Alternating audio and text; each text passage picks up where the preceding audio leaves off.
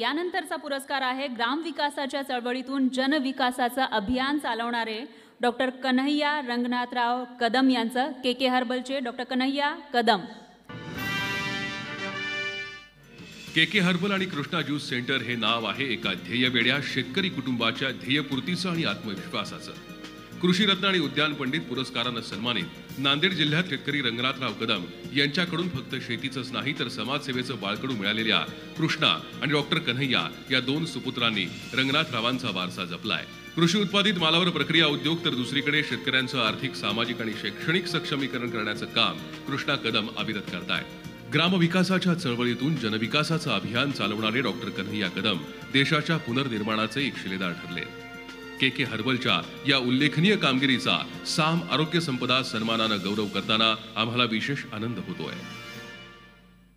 यानंतर मी विनंती करते डॉक्टर कन्हैया कदम यांना त्यांनी स्टेजवर यावं।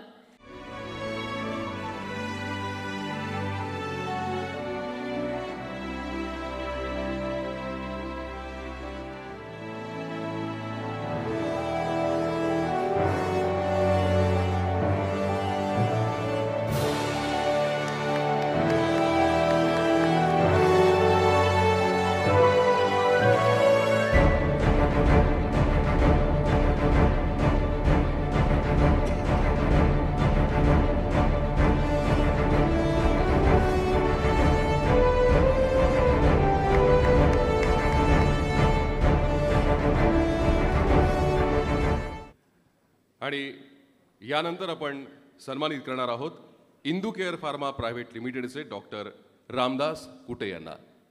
त्यांच्या कार्याची एव्ही पाहूयात आणि मग सन्मान करूयात। एव्ही please.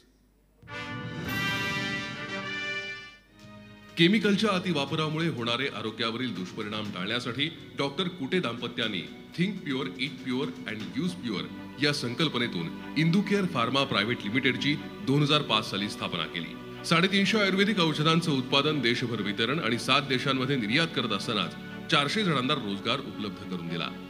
शतायू hospital and ayurvedic research centre, Indu English school या माध्यमातून ते सामाजिक जबाबदारी पार पाडतायत। इंदू केअरच्या माध्यमातून देशातील पहिलं फार्मास्युटिकल रिसर्च सेंटर जेजुरी येथे केंद्र सरकारच्या सहकार्यानं उभारलं जात आहे। त्यांच्या या कार्याचा गौरव होतोय साम आरोग्य संपदा सन्मानानं।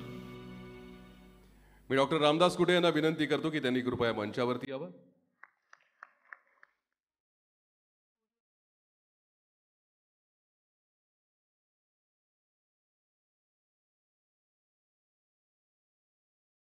आरोग्य मंत्री सन्माननीय राजेश टोपे यांना विनंती करतो की त्यांनी स्मृतिचिन्ह द्यावं आणि महसूल मंत्री बाळासाहेब थोरात यांना विनंती करतो की त्यांनी सन्मान पत्र प्रदान करावं।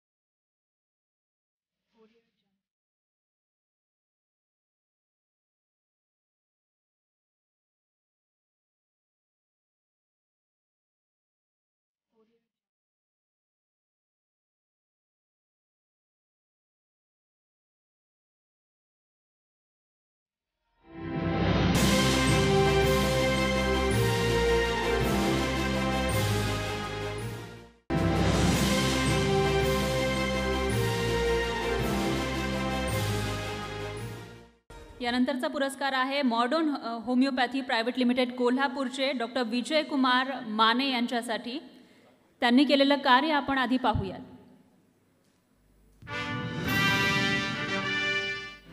मॉडर्न होमिओपॅथीचे संस्थापक आणि सीईओ डॉक्टर विजय कुमार माने यांच्या 27 वर्षांच्या प्रदीर्घ संशोधनातून मॉडर्न होमिओपॅथीची क्युरेटिव्ह लाईन ऑफ ट्रीटमेंट विकसित झाली आहे। त्याच्या आधारे अनेक असाध्य, दुर्धर आणि गंभीर असे आजार होमिओपॅथीच्या माध्यमातून बरे होत आहेत। ज्या रुग्णांची जगण्याची शाश्वती नव्हती अशा रुग्णांना या उपचारांमुळे जीवदान मिळालंय। भारतात विविध राज्यांमधले रुग्ण प्रत्यक्ष क्लिनिकच्या माध्यमातून तर जगभरातले अनेक रुग्ण ऑनलाईन कन्सल्टेशनद्वारे उपचार घेत आहेत। जवळपास 1,40,000 पेक्षा जास्त रुग्णांवर मॉडर्न होमिओपॅथीनं आजवर यशस्वी उपचार करण्यात आले। त्यांच्या याच कार्यासाठी साम आरोग्य संपदा सन्मानानं डॉक्टर विजय कुमार माने यांचा गौरव होतोय। 40,000पेक्षा जास्त रुग्णांवर उपचार करणारे डॉक्टर विजयकुमार माने यांना मी विनंती करते त्यांनी स्टेजवर यावं. कोरोना काळामध्ये खरं तर बरेचसे जे पेशंट आहेत दुसरे ते उपचार घेण्यासाठी घाबरत होते, मात्र त्यांच्यावरही उपचार मॉडर्न होमिओपॅथीच्या द्वारे त्यांनी केलेले आहेत.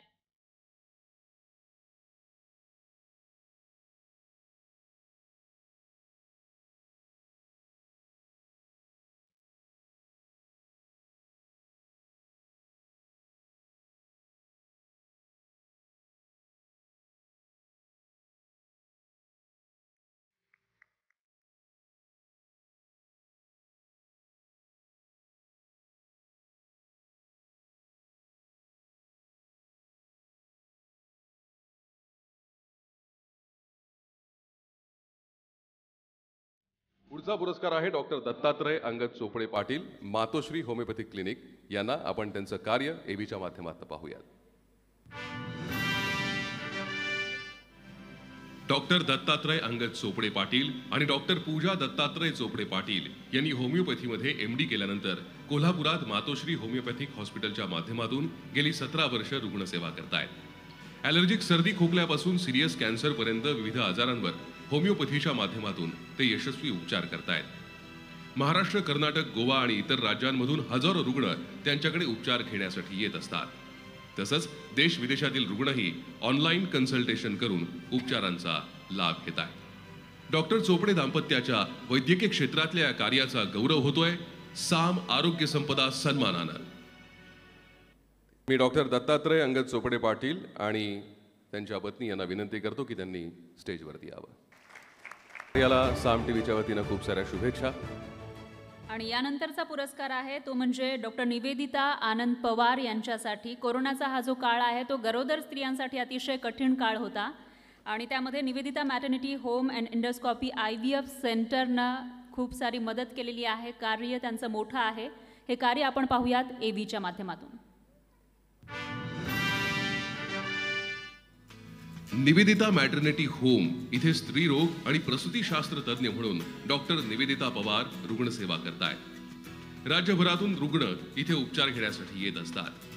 30 वर्षांच्या प्रदीर्घ कारकिर्दीत त्यांना अनेक पुरस्कारांनी सन्मानित करण्यात आलंय. इंडियन मेडिकल असोसिएशन नाशिक शाखेचा life time achievement award, Tejaswini award तसंच विविध समाजोपयोगी कार्यक्रमातल्या सहभागासाठीही त्यांना अनेक पुरस्कारांनी गौरवण्यात आलंय. त्यांच्या वैद्यकीय क्षेत्रातल्या या कार्याचा सन्मान होतोय साम आरोग्य संपदा सन्मानानं. यानंतर विनंती आहे डॉक्टर निवेदिता आनंद पवार यांना त्यांनी स्टेजवर यावं.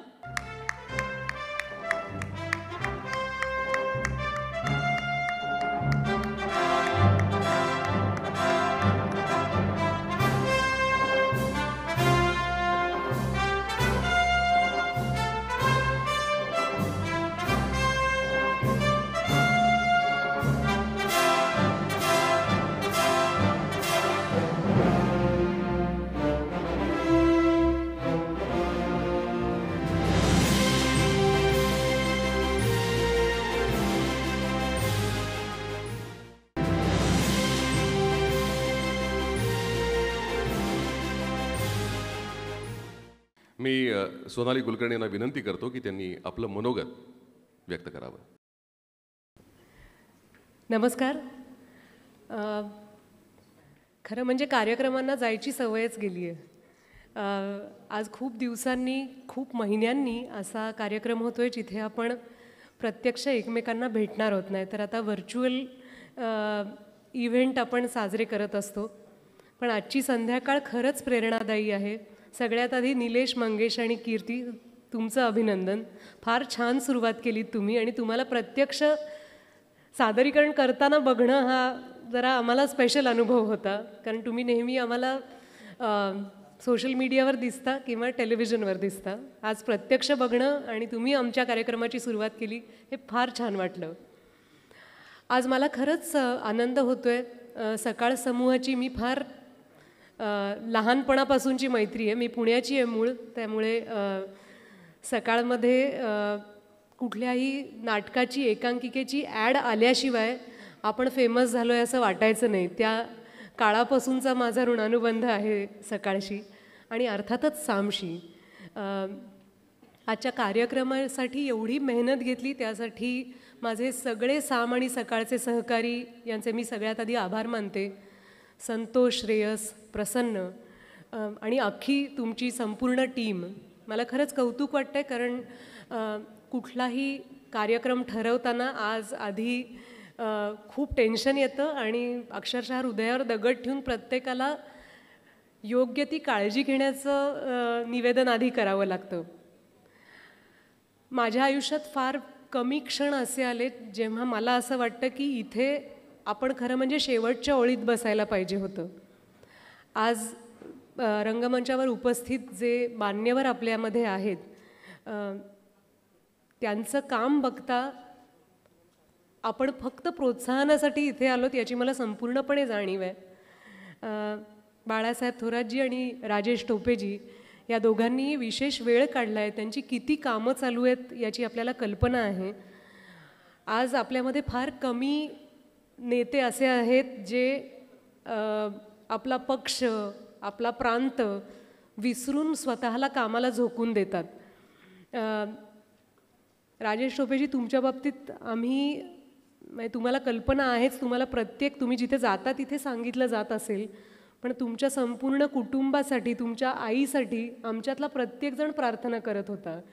आणि तुम्ही ज्या प्रकारे कदाचित जगातल्या कुठल्याही शहरात त्यांना ठेवलं असतं तर ते तितक्याच प्राणपणाने लढत राहिले असते. इतकं तुमचं प्रेरणादायी काम आहे. म्हणजे तुम्ही फक्त आपल्याला असं प्रांत विसरून काम करता येत नाही. आपण त्यातही आधी बघतो की माझ्या जवळच्या माणसांना आधी लस मिळू दे, त्यांची काळजी घेतली जाऊ दे, माझ्या कुटुंबातलं कोणी पॉझिटिव्ह येऊ नये. मला असं वाटतं की ज्या प्रकारे राजेशजींनी काम केलं ते आपल्याला फार काळ लक्षात राहणार आहे. आणि आज त्यांच्या हस्ते तुम्हा सगळ्यांचा सत्कार होतो आहे, ही खूप मोठी गोष्ट आहे. कारण आपल्याला जेव्हा प्रेरणास्रोत आठवतात ते फार आधीच्या काळातले असतात अनेकदा. आणि त्यांच्या सगळ्यांवर आलेले सिनेमे आपण पाहिले आहेत, त्यांच्यावरची पुस्तकं आपण वाचलेली आहेत. पण आज इथे उपस्थित असलेले जे आयडॉल्स आहेत, तुमच्या प्रत्येकाचा एक एक सिनेमा आमच्या नजरेसमोर येतो आहे, इन्क्लुडिंग आपला मंच.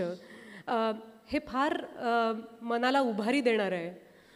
आपलं लॉकडाऊन जेव्हा सुरू झालं तेव्हा ऑक्टोबर महिन्यात माझी कामाला सुरुवात झाली आणि माझं पहिलं शूटिंग होतं लंडनमध्ये. आणि प्रेशर तर होतंच, घरातनं बाहेर पडण्याचं प्रेशर, आपल्याला काही होणार नाही ना, आपण प्रवास करून आलो म्हटल्यावर आपल्या कुटुंबियांना काही होणार नाही ना, ही सगळी भीती होती. पण मी ज्या देशात गेले त्या देशात तिथला निष्काळजीपणा बघितल्यानंतर मला भारताचा इतका अभिमान वाटला आणि त्यातही महाराष्ट्राचा. म्हणजे मला तुम्हाला विशेष सांगावंसं वाटतं की जेव्हा मी लंडनमध्ये होते तेव्हा तिथे ज्या प्रकारे माणसं जथ्यानी फिरत होती किंवा नेमकं विकेंडला आमचं बाहेर शूटिंग होतं, आम्ही बबल आयसोलेशनमध्ये होतो. म्हणजे आम्ही फक्त गाडीत बसायचं आमच्या युनिटबरोबर, फक्त हॉटेलमधनं लोकेशनवर जायचं, शूटिंग करून परत यायचं. इतक्या कडक नियमांमध्ये आम्ही होतो. आणि आमच्या लक्षात आलं की इथली स्थानिक माणसं तर बऱ्यापैकी मजेत आहेत, कोणाला फारशी भीती वाटत नव्हती. फार कमी टक्के माणसं मास्क घालून दिसत होती आणि अंतर तर अजिबातच पाळत नव्हती.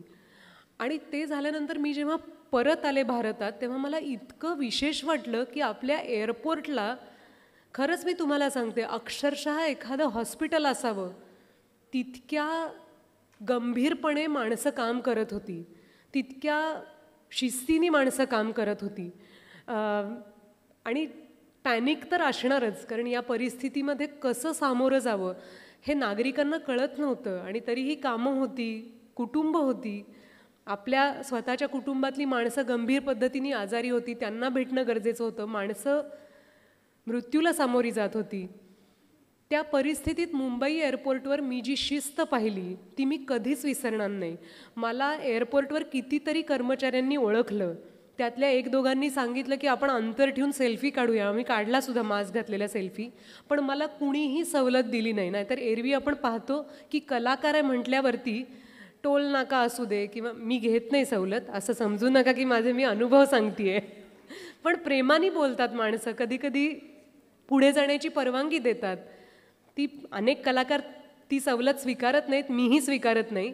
पण त्या दिवशी माझ्या असं लक्षात आलं, मला कुणीही आपलेपणाने चुकीची वागणूक दिली नाही. कुणीही असं म्हटलं नाही की तू पुढे जा.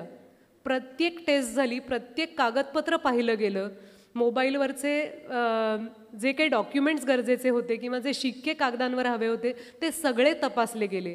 मला असं वाटतं की आपण इतक्या प्रामाणिकपणे डेडिकेटेडली काम करत राहिलो तर इतकी मोठी लोकसंख्या असलेला आपला देश, आपलं राज्य नक्कीच माणसांच्या यासाठी लक्षात राहील की इतकं आवाक्याबाहेरचं काम असताना इथल्या राज्यकर्त्यांनी आणि नागरिकांनी न भूतो न भविष्यती असा हा करोनाचा लढा जो आहे तो यशस्वीपणे लढून दाखवला. आपल्या समोरून करोनाचं आव्हान अजून गेलेलं नाही आहे, त्यामुळे आपल्यातल्या प्रत्येकाने कार्यकर्ता होण्याची गरज आहे आणि आवाहन करत राहण्याची आणि नियम पाळत राहण्याची गरज आहे. पण तरीही आपण सगळेजण आजच्या सन्मानार्थी जे आहेत त्यांच्याकडून स्फूर्ती घेऊया आणि वचनबद्ध राहूया की आपण या करोना नावाच्या शत्रूला हरवणारच. धन्यवाद. धन्यवाद सोनाली. यानंतर मी विनंती करते तुषार भूमकर इन्स्टिट्यूट प्रायव्हेट लिमिटेडचे तुषार भूमकर यांनी स्टेजवर यावं आणि मी विनंती करते अमित सिंग साम टीव्हीचे जनरल मॅनेजर सेल्स यांना त्यांनी पुष्पगुच्छ देऊन त्यांचं स्वागत करावं.